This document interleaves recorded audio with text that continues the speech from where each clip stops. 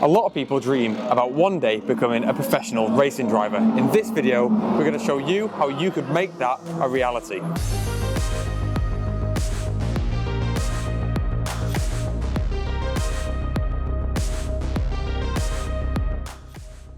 We're down at Silverstone today for the British GT, and we're with Century Motorsport and the GT team. We sponsor this GT4 car here behind me, and we've done quite a few episodes on the technical aspects of the car, what makes the car work, and how similar it is or dissimilar it is to a road car. In this episode though, we're taking a look at the drivers, and more importantly, how they became to be racing drivers, and the steps they took and the steps you could take to become a professional racing driver. We're here with Ian Goff, one of the drivers of the GT4 race cars. So how did you get into motorsport in the first place? What is the path from wanting to drive a racing car to ending up in a top tier racing car? My journey into motorsport was probably quite stereotypical. We started off kind of as soon as we could. We were racing karts just at the fairground. Right. And I think it was my dad just trying to figure out at the age of 8, did we really have an eye for it and were we interested in it? And when I say we, my brother and I both raced together. So we did a couple of bits of go-karting at the local fairground and loved it. And that just progressed. So my brother and I, we got our first kart. Right. And we were one of those race teams. It was dad and lad out the back of a car. Yeah. Not a huge amount of funding, but a huge amount of passion. And so we raced karts probably from the age of 12 to 16, something like that, up onto British Championship standard. Right. And then, we had to make a choice at that point. Do we continue to pursue a career as a professional racing driver, so to speak, or do we hedge our bets and try and get some education behind us? And I took that route. So at the age of 17, 18, I made this sort of decision that I would, focus on my education a little bit more. We did progress out of karts into single-seater racing, racing Formula Ford. But my career, if you like, in motorsport has been occasional. So I did lots of half seasons of Formula Ford racing, again in our family-run team. So we bought the car, we towed it to all the races, and we would do really well. So much against the establishment, I guess, in terms of the enterprise behind us was always quite small, but we always had a lot of ambition and a lot of determination. So we raced Formula Ford probably too long. We stayed in that category for a good 10 years, and we became from the young kids in the Formula Ford, we became sort of the veterans. And it wasn't until I moved back to the UK after a stint living abroad that I sort of re-established my racing and made the switch from open wheel racing into GT racing. Right. And I guess I feel like I should have done that earlier, because GT racing has become a really accessible in some ways and big part of motorsport, and it wasn't when I started some 20 years ago. We're now with Tom Wrigley, the other driver of the GT4 car. So we've just been speaking to Ian about his sort of route into motorsport. So if you could just tell us a little bit about how you personally got into motorsport, your path, and how you ended up in the seat of a GT4 car. So like most people, I started in go-karting. We got a go-kart track called Rednall, which is very near my house, which kind of started off as just going down on the weekends, really, just sort of using their own karts, and then kind of built up from there. And then eventually raced all over Europe in the proper Rotax, Max and KF championships and things like that. And then obviously went up from there, started racing in a BMW, called the Kumo BMW Championship, which is kind of like a championship for M3s. Yep. Then I moved over to Ginettas, did the GT4 Super Cup, ended up winning a champion in that after a couple of years in 2016. And then I moved into Carrera Cup, did the Porsche Carrera Cup for 2 years as well. Did some rounds of the Super Cup, had some great success in that, had third overall and lots of wins. And then here we are in GT4, British GT. But in between all that, we've raced lots of different things over the years, various championships. So that move from, so when you were in the BMW and the Kumo, that was amateur racing at that point, so you owned that car? Yeah. So that was a car run by us at amateur level. We ran the car. Obviously we had a good understanding of cars and we had a garage and things to do it from, so that's how that started. Yeah, and then when you went from that to Ginetta, because that's more of a professional step. Yeah, so initially we ran the car ourselves, but we soon realised that you need some more team input, really. Yeah. Just obviously with it being on a touring car package, it was extremely competitive. So we joined a team called Rob Boston. It was quite a new team. Rob's a nice guy. He kind of was keen to get himself out there, so he did me some very good deals. We actually won our first ever race. We moved to him overall, so it was a great move.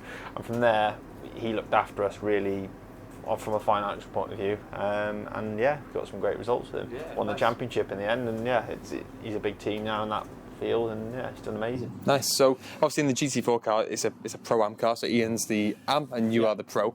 So when did that transition happen? When did you become a Pro? So, And what does it mean as well to be a Pro? So it's based on grading, really. So your grading is done based on the championships you've done. So when I raced in the Carrera Cup, you're automatically graded as a silver or a gold. Okay. I'm still a silver. So that's when your grading comes, and then when you get paired up, you get graded, and obviously you have to have a silver driver as a pro, and then a bronze is the most you can be to be an Am. So obviously that's where we end up getting paired together. I never knew Ian from before. It was purely by luck from last year when we raced in the McLaren. He had the budget, and he was going to do it with his brother, and then his brother didn't quite manage to get the budget together, so we got put together through a mutual friend, and that's how we ended up together randomly. So we're with Nathan, who's the owner of Century Motorsport, and obviously from the outside looking in, this is a very large professional motorsport outfit. You're at the top of the game, especially in the UK. This is almost top tier motorsport. So all of you that we've spoken to so far, when you talked about your motorsport story, has all started whilst you've been in childhood effectively, and it's come through karting. But if you're like a bit older and you're later in life and you want to get into motorsport, what's the usual routes people like that are taking? There's several routes. Usually it kind of starts with a track day, go and do a couple of track days. They start to get the bug for it. They want to look into racing. First port of call is there's a couple of ports of call. First port of call is you'd speak to the motorsport organising body, which is MSUK. They provide you with a thing called a starter pack. Right. You then go through a course and a test to get your race licence. Or you could contact a race team, and they could take you through those steps. It's kind of strange, really. I mean, the backbone of GT racing at the minute is wealthy business people who want to fulfil a bit of a childhood dream. They want to get into racing, and a lot of these people, they own Aston Martins. Yep. They'll Google Aston Martin racing team, BMW, Ferrari, whatever. So you kind of find that they filter themselves out quite naturally into, they want to race the car they love on the road, whatever. Yep. And you can't just come into motorsport and just go straight to British GT. There's steps you have to take. So once you've got your starter pack and you've done your ARDS licence, you've got your licence ready to go, you're on a National B licence, and you have to do 6 races, which means you have to finish them and drive in a manner according to what a racing driver should. And at the end of those, you get signatures. Once you've got your 6 signatures, you then can upgrade to a national licence, which you can do Porsche Carrera Cup in. You can do Caymans in. Yeah, it's quite high level. And once you've done, I think it's 4 races in National A, you then can upgrade to an International C licence, and at that point you can do British GT. Right. But if you're really determined to get there and you want to expedite it, you could do it over the course of, you can get two signatures a weekend, so you could do it over the course of 4 or 5 weekends, really. But, it's also the team's responsibility, to be able to make sure they're ready for it. Yep. These cars are fast, they're expensive, and a lot of these people are, very successful in what they do. They're winning in everything in life, and all of a sudden they're in an environment where actually they're not super successful. So you have to manage that quite a lot. So intensive testing program. Just get them up to speed as much as you can, and give them the time before you throw them in the deep end, because you've seen it before where people have this meteoric rise up to British GT, and then all of a sudden they're absolutely nowhere, or they have loads of damage, loads of crashes, or they're just not as quick as they want to be, and they lose the fun. Yep. Because there's 2 types of racing driver. You've got your budding professional from karting all the way up through, and then you've got your gentleman or your lady racer that they want to do it for some fun, and they want to enjoy it. Winning is a big part of that, but actually the whole environment has to be correct for them. So keeping them enjoying it and keeping their expectations realistic is quite key to longevity of customer. So imagine you're an amateur, you've got a car, you do some track days, but you really do want to get into racing and build up to the professional level. Yeah. What sort of route would you take from that perspective? If you've got some track experience in a track day, I think the next logical step would be to go from track day to test day. very different tempo and different energy. So there are a lot of test days where it's the teams up and down the country that are running, race cars. So different again from running a quick road car to a race car. I made that transition to do a couple of test days in a couple of different cars and a couple of different championships, and just, work out, are you ready to make that step? Yep. There's a lot of craft comes in racing these cars quickly. In unexpected places you can find lap time. So I think having a couple of tests would be a great place to start. And then there's some lower leagues in GT racing that are very accessible. You don't need to be the quickest yet, and they're going to afford relatively affordable close racing. And I think as soon as you can make your transition from a couple of test days into some of these race days, you start to develop that awareness and that muscle memory to go from driving a lap by yourself without much pressure to being in a pack. But there are 4 or 5 levels of GT racing here in the UK. So pick the one that's close to you, with something you can afford, with a team you like, and build your experience up. And from there, you'll start to see the pathways. They'll grow in front of you, hopefully, if you've got the pace and the commercial backing behind you to start to make some quick progression. Okay. So we've had a chat with both drivers there about the routes they took to becoming racing drivers, but we've still not touched on the massive elephant in the room, which is money.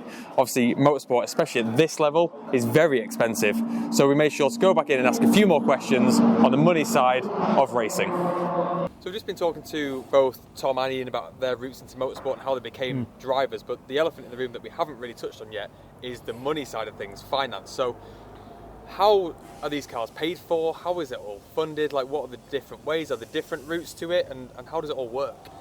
I think I'd break it down into the fact that there's 2 basic routes for people to go motor racing.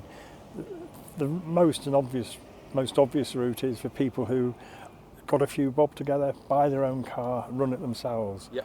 Or you get people who've got a bit more money, want somebody else to run the car, because there's always a problem storing, where do I put the trailer, where do I put the car, where do I find time to work on the car. So you go to a race team who will prepare the car, bring it to each event, and you just jump in and drive. It's like arrive and drive, it's called. Yep. And the other route is the same race team will say, well, yeah, we've got experience in this particular championship, whether it be British GT, Formula Ford or Minis, and they will buy the car and rent it out to drivers. Yep. And often what they can do, they can maximise that by running it in 2 different championships in the same year. So they derive a rental income from that. Okay. And the way teams would tend to buy it, and high net worth individuals as well, would traditionally be in cash. Yep. But I have a company called Pace Motorsport Finance, and we finance cars for the teams. Okay. Just exactly the same way you might have a plumber financing a Transit, just scale it up a bit. Yep. So you're buying money or borrowing money to fund a Porsche or a McLaren or BMW GT race car. And they finance that generally over 2 or 3 seasons, 2 or 3 years, and as I say, derive rental income along the way. Yep. And that's basically how it works. So breaking it down to a really simplistic form, you've got, say, a team owner who wants to run, say, 2 cars in this scenario, and they want to buy them from, say, BMW Motorsport. So they come to a company such as yourselves, and then you'd broker the deal from a lender to finance those cars, and then they would then basically pay off those payments using funding coming back up. So where does the money come back to the team owner from to pay those cars off?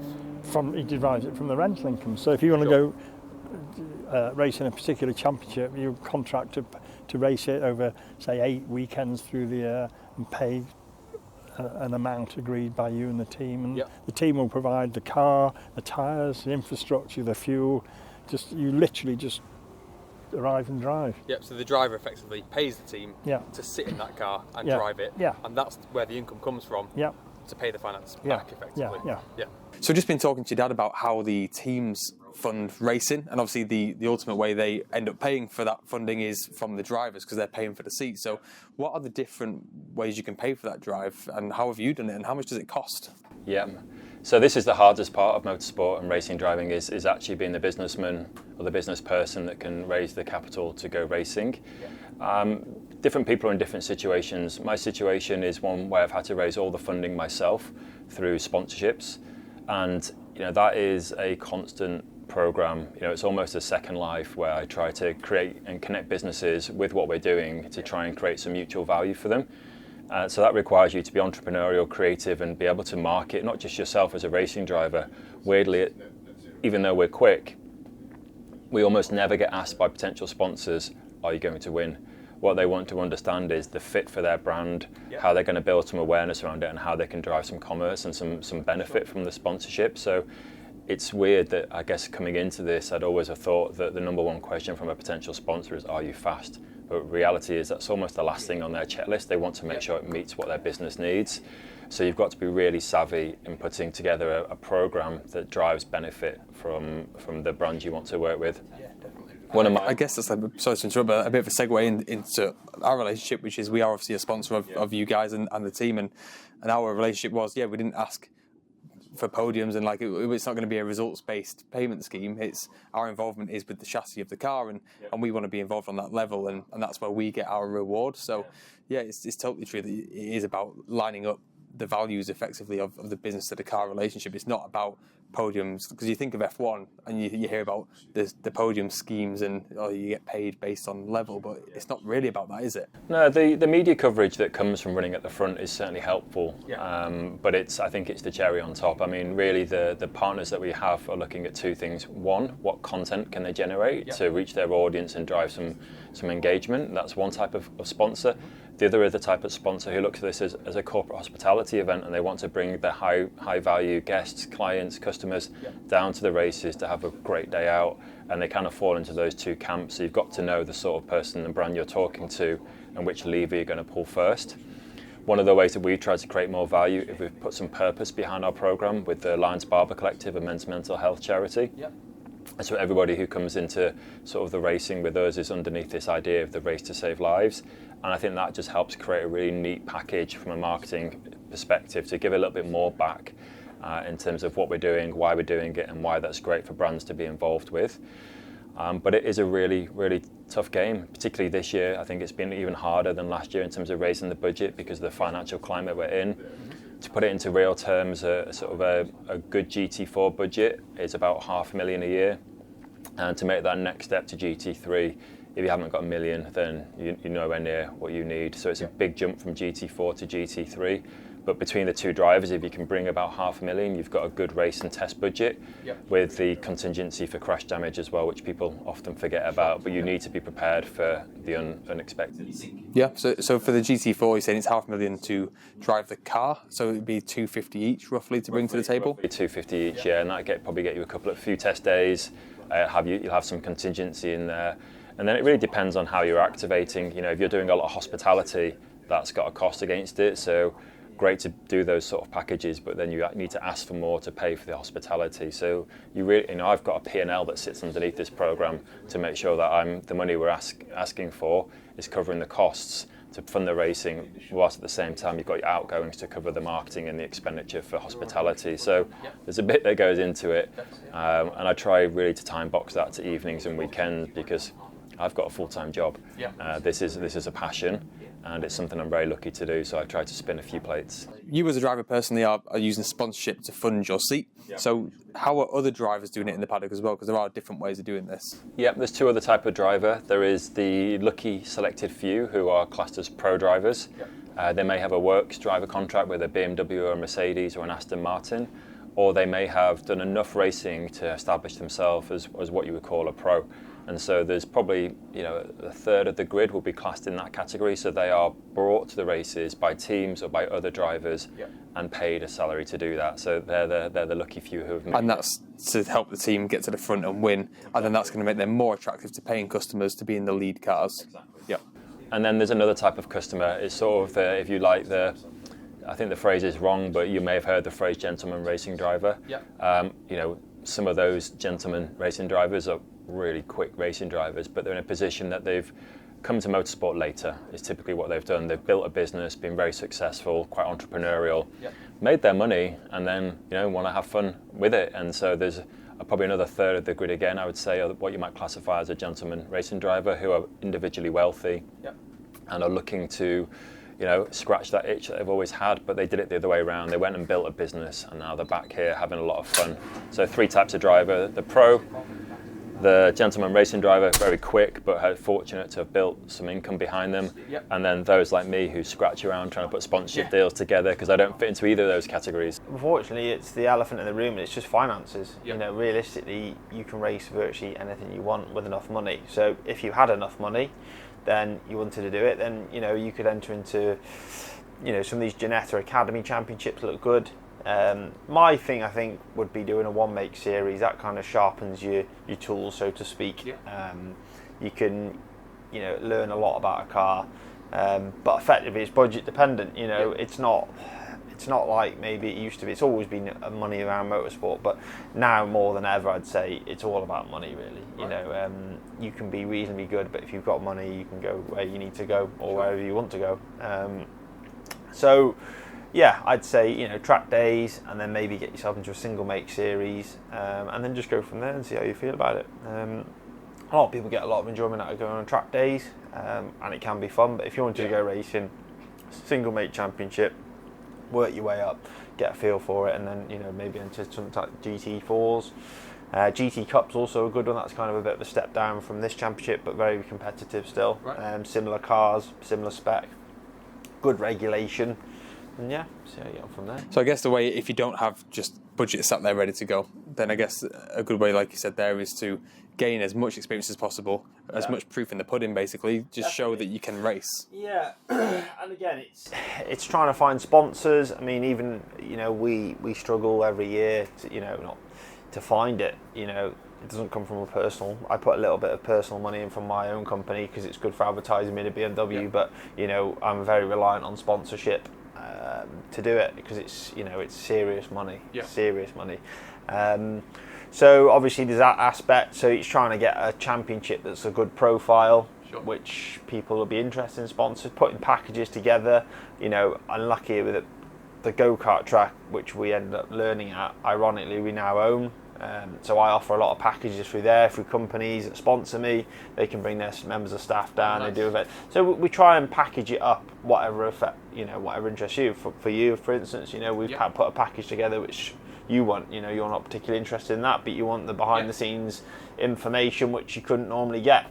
So it depends, and it's having that angle. But I mean, obviously, again, it's not everyone's in the position as fortunate as I am to do that, to offer those services. You know, if you've just got a normal 9-to-5 job, it's virtually impossible. If I'm honest, it really is. It just because of the cost. Yeah. So this is a bit off-piste, but obviously it is a lot of money. Ian's already mentioned it's, roughly you need like $500,000 budget to do GT4 to do it properly between the two of you. So it's a lot of money. What is in it for you guys as drivers?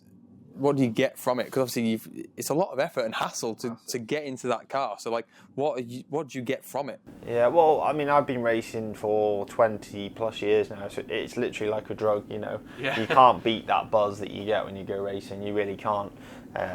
And you know, as long as I stay competitive, I'm happy to do it. You know, and like I said, I have ways of offsetting it with everything a little bit. Like I said, I own the Tom Ridley Performance, a BMW tuning specialist, as you know. So it kind of goes hand in hand with what I'm doing with that. But yeah, it's a buzz, and it's just, you can't ever beat that. You know, and that's what you just can't replace. You know, it really isn't replaceable. So yeah, that's what sort of keeps bringing us back. Hopefully that's given you a bit of an insight into what it takes to become a professional racing driver. It's a mixture of skill set and financial backing, but nonetheless, with the right determination and grit, it is something that you can achieve using some of the avenues that we've mentioned in this video.